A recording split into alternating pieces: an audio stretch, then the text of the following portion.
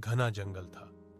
उस दिन आसमान पर काले बादल मंडरा रहे थे और हल्की हल्की ठंडी हवा चल रही थी।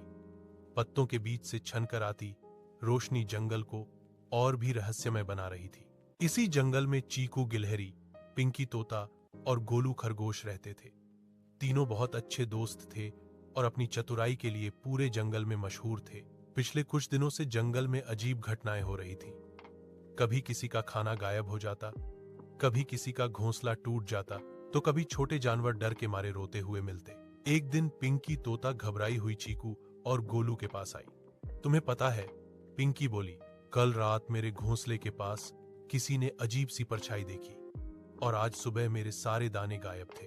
गोलू खरगोश ने डरते हुए कहा, मेरे बिल के बाहर भी अजीब पैरों के निशान थे।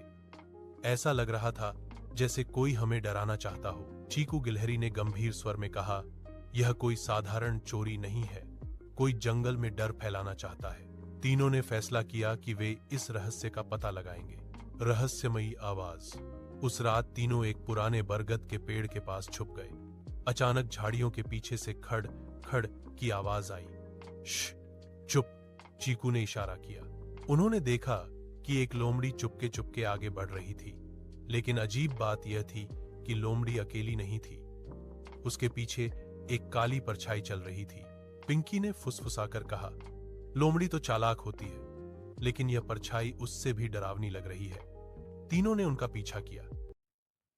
पुरानी खदान का रहस्य लोमड़ी और वह परछाई जंगल की पुरानी खदान में घुस गई। खदान से अजीब अजीब आवाजें आ रही थीं। अंदर से एक भारी आवाज गूंजी, सब जानवरों को डराओ ताकि जंगल पर मेरा राज हो जाए। यह सुनकर तीनों सिहर उठे।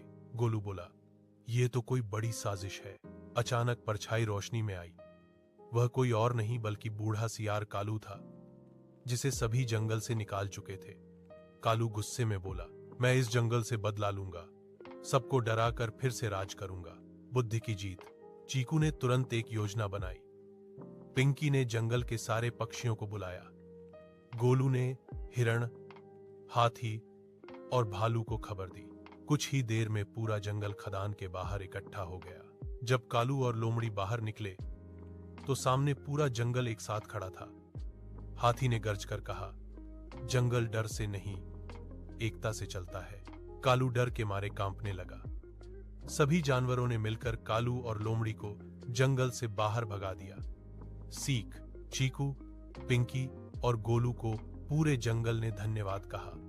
सबने माना कि अगर वे मिलकर काम न करते तो जंगल खतरे में पड़ जाता। चीकू ने मुस्कुराकर कहा, याद रखना, बुराई कितनी भी चालाक हो, एकता और साहस के आगे टिक नहीं सकती। कहानी की सीख डर से नहीं, हिम्मत और एकता से समस्या का सामना करना चाहिए। बुराई हमेशा छुपकर वार करती है, लेकिन सच्चाई आखिर सामने आ ही जाती है।